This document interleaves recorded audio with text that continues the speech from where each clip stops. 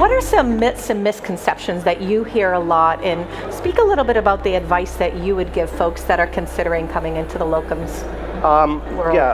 I guess the three biggest ones that I saw as I was in the booth and talking to other physicians.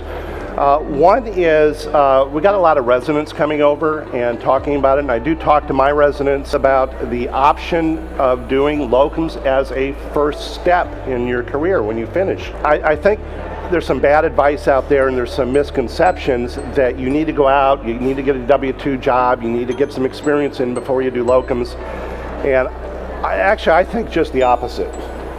I wish I had known about it when I had started. I think it's very easy to make that transition, graduating as a resident or fellow and making locums your first step, because I think it's the best way to gain experience without making a commitment. And you can look at different practice opportunities, you can look at different areas to live where you want, you can see if your family is comfortable there, and you're not prepared in your training to know what to look for. So doing locums is a great way to, as my financial advisor said and other things, rent before you buy. To rent your experience and find out what you really want. And then when you do find it, it's very simple to move from locums to perm, and that's what they're looking for. It's no different. You're going to have to go out your first job anyway and go into a new practice situation. So it's no different from doing locums. But here you don't have that same commitment. You're not bought in somewhere.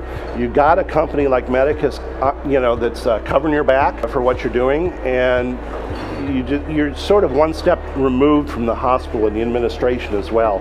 So it's really a win-win situation.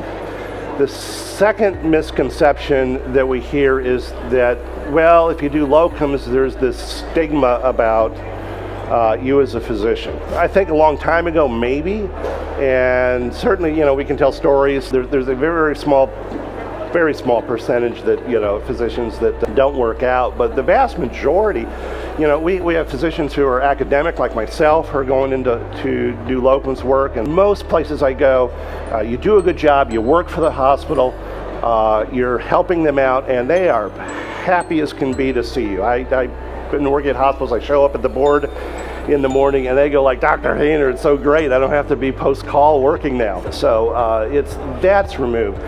The third most common thing I saw as I've talked to all you in the booth is somebody will come by and say, oh, I'm academic, I'm not interested in locums. And I say, again, you got to get beyond that.